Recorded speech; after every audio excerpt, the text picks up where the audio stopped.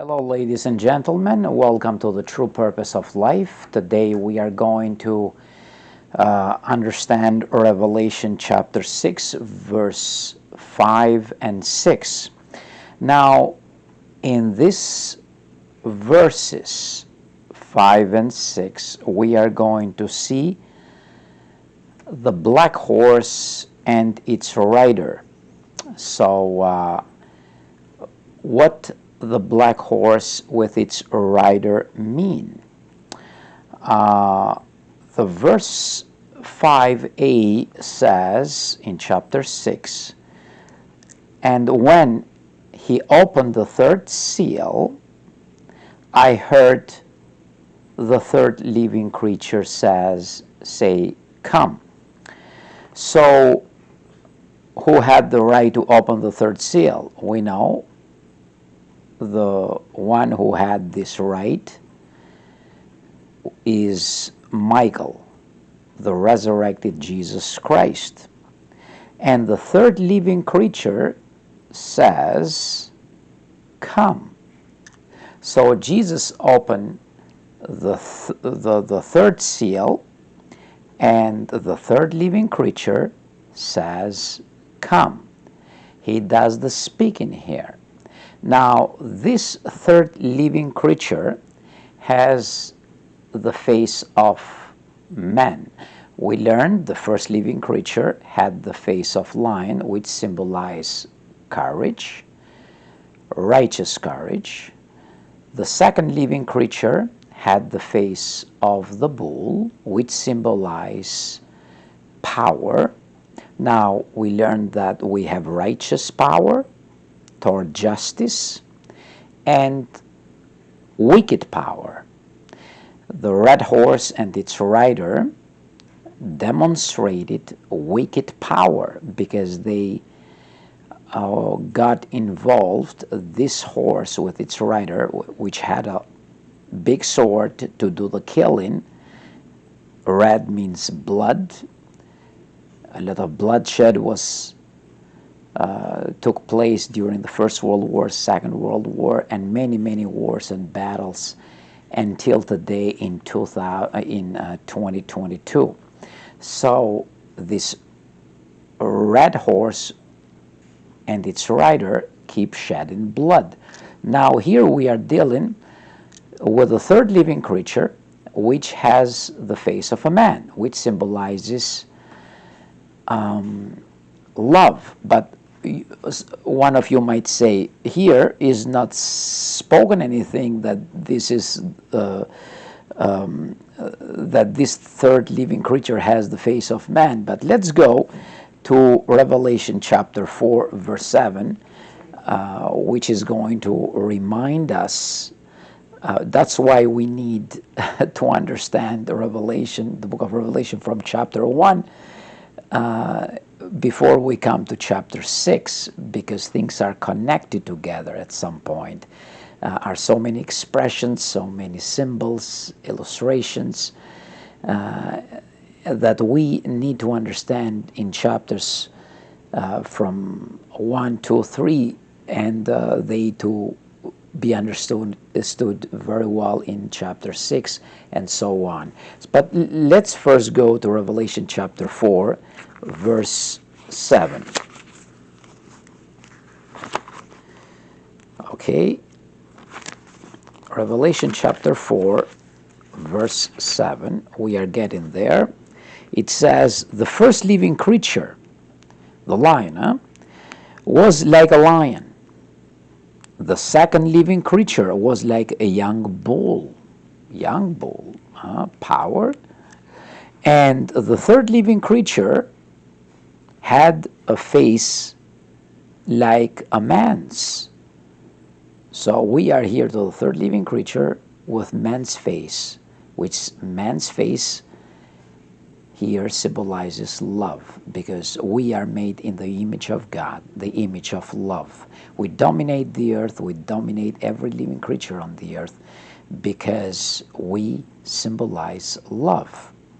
And the fourth living creature was like a flying eagle, which symbolizes farsighted wisdom, which we are going next video to understand. Now,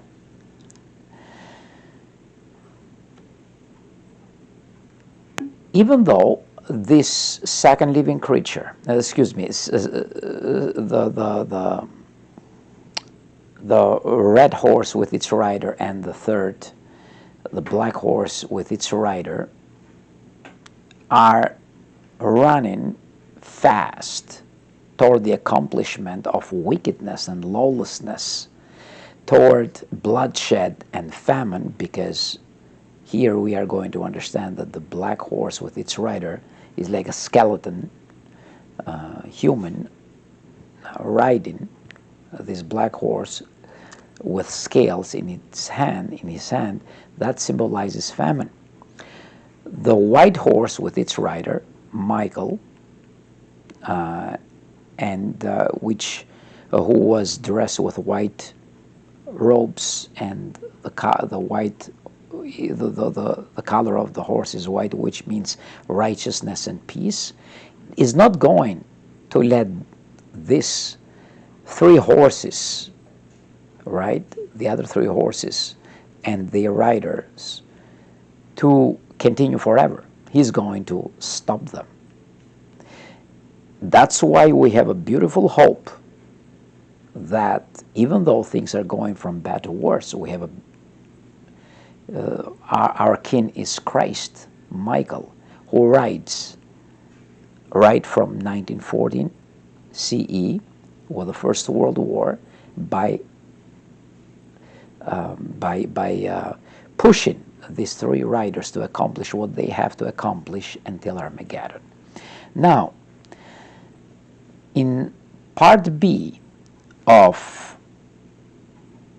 verse 5 in chapter 6, it says, "And I saw, and look, a black horse." So John saw, because John saw this vision, a black horse, and the one seated upon it had a pair of scales in his hand. So stark famine. So we are dealing here with famine. So First World War in 1914 brought great famine, you see, and especially in early 1930s in Ukraine, 5 million people perished because they had no food to eat. In mid-1987, statistically, over 512 million people go hungry in bed every day, and about 40,000 children die every day because of hunger causes, you see. Now, during the war, First World War, Second World War, and even other battles that take place, governments and many nations and so on, they take farmers as soldiers. But these farmers are very important to produce the crops, you see. But they don't think, they are not sensible in this aspect. So they want many people to get involved in wars and battles for them, to fight their wars.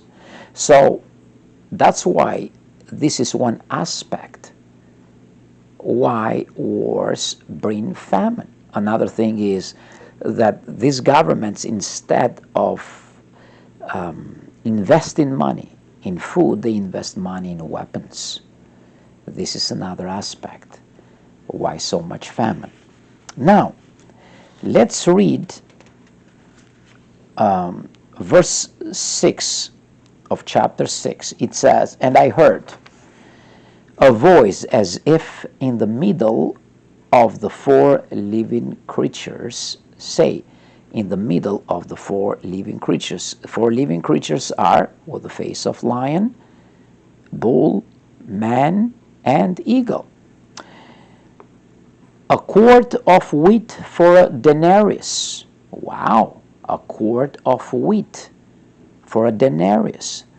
"And 3 quarts of barley for a denarius, and do not harm the olive oil and the wine. Now, when John wrote this vision, a Roman soldier ate a quart of wheat, statistically speaking, but a quart of wheat was equal with a full or the whole day of labor, of work at that time. How do we know that? Let's see it to Matthew chapter 20, verse 2. Matthew chapter 20, verse 2. It says, after he had agreed with the workers, so Jesus was telling here an illustration to many people that were surrounding him. Was a master, says a master of the house. He hired the workers. After he had agreed with the workers for a denarius, a day, a denarius a day, which means a full day of labor, a denarius, he sent them into his vineyard. So a denarius was the full or the whole day of work. And that, in John's time, was a portion, a meal, only a meal. You see? Now, if a man had a family, he could not, that could not be enough for him to feed his family with a denarii of wheat. You see, a quart of wheat. So he had to use the denarii to buy, says, 3 quarts of barley, because this is what it says is a quart of wheat for a denarius and 3 quarts of barley for a denarius, because barley at that time had no value, as wheat was considered inferior food in comparison with wheat. Now, it says here, and do not harm the olive oil and the wine. What does it mean, not to harm the olive oil and the wine? This was, olive oil and the wine were not luxuries at that time. They were necessities. For instance, when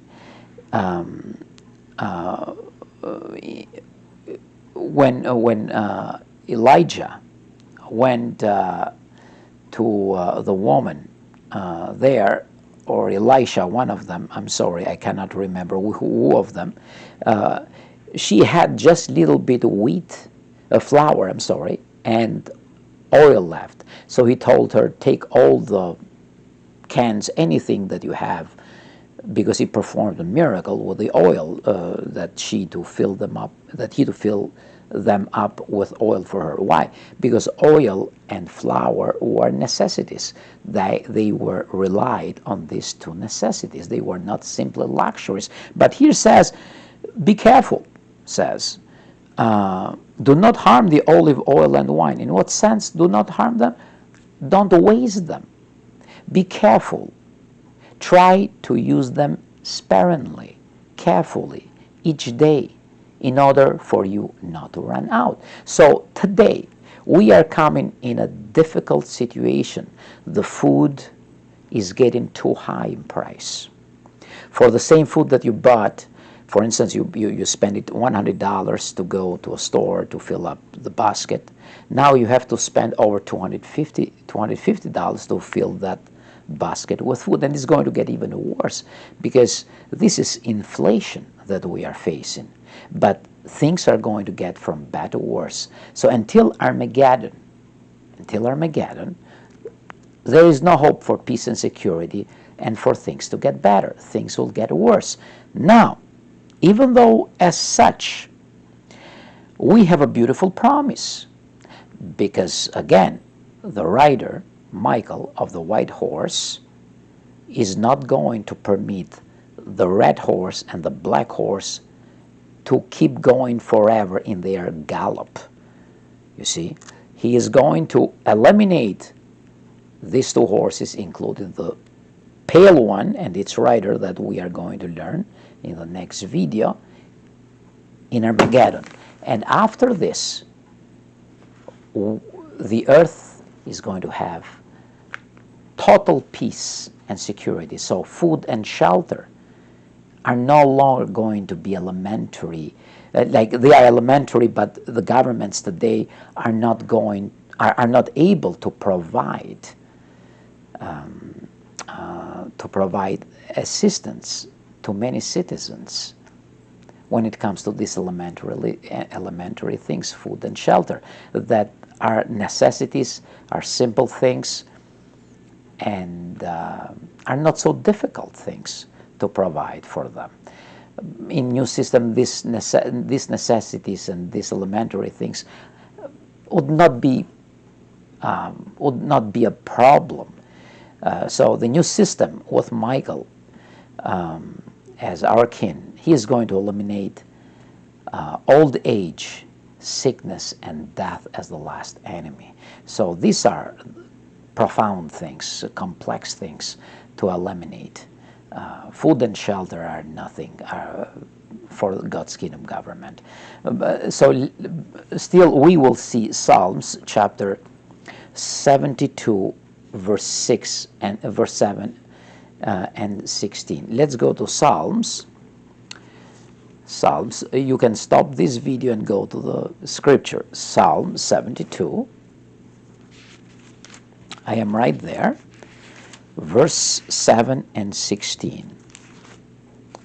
It says in verse 7, "In his days the righteous will flourish, and peace will abound until the moon is no more." So moon is going to be there forever, peace is going to be there forever, and the righteous will flourish. We are going to be surrounded with righteous people, no more wicked people. And those people that are extortioners, people that encourage injustice and lawlessness, they will not be anymore. And verse 16 says of chapter 72, "There will be an abundance of grain on the earth." So grain, which symbolizes food in general, but grain itself, wheat itself as well. On the top of the mountains it will overflow. So who goes into to throw seed in top of the mountains? The true God is going to make it grow for you and me. So it means that food is no longer going to be a question for us.